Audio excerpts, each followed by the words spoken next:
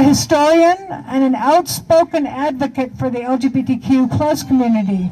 Her work gives voice to the overlooked, the silenced, and the defiant, blending personal truth with historical insight. You can learn more about her writing and activism at viviansmotherman.com. Hello again. Man, we're getting big at these things. I wrote something special for y'all today. I was told to bring the thunder. Are you ready? Excellent. Here we go. Because I'm not here to whisper. And I'm not here to make you feel comfortable. I'm here because I've seen this story before and I know how it ends unless we change it. We are not at the beginning of fascism. We are in the middle. The books have already been banned. The teachers have already been fired. The laws are already rewritten. The fear is already normalized. This is not leadership. This is punishment. It is not chaos. It's learning theory. This is behavioral conditioning, deliberate and strategic. Make resistance painful. Make obedience just slightly less painful. And eventually people will bend. The institutions have already bent. Our principles have already bent. Their truth is broken. And when the truth breaks, people disappear. You don't need soldiers in the streets to have fascism. You just need silence. You need compliance. You just need enough people to think it's not their problem. But I've stood where silence leads. Not so long ago, I stood in the hallowed grounds of Auschwitz-Birkenau, on the rubble of those accursed furnaces, and I felt the weight of 1,000,000 voices, ghosts. I heard them asking me, what gives you the right? Why do you get to walk out of this place when we never could? And that question has followed me, haunted me, shaped everything I've done since that day. Because I felt I owe them an answer. And today I'm going to offer one. I walked out because I had work to do.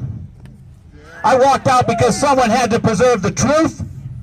I walked out because someone had to light the flare before we fall too far.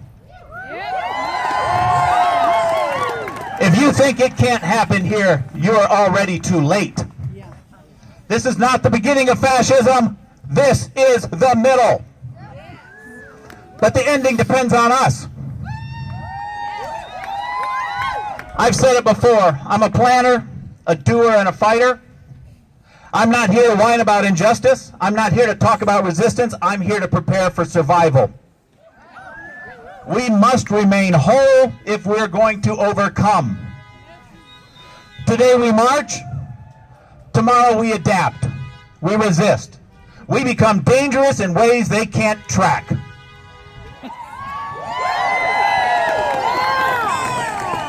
If we want to stop this descent, if we want to survive, we cannot just resist. We have to adapt. We have to subvert. We have to outmaneuver. When they ban books, we build libraries in our basement. We teach banned history by candlelight if we have to.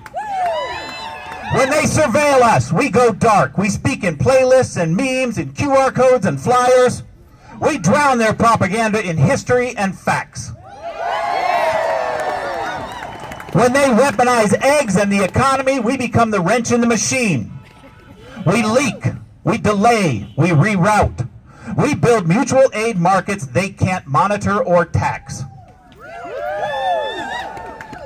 When they erase our identities, we flood the system with too many to track.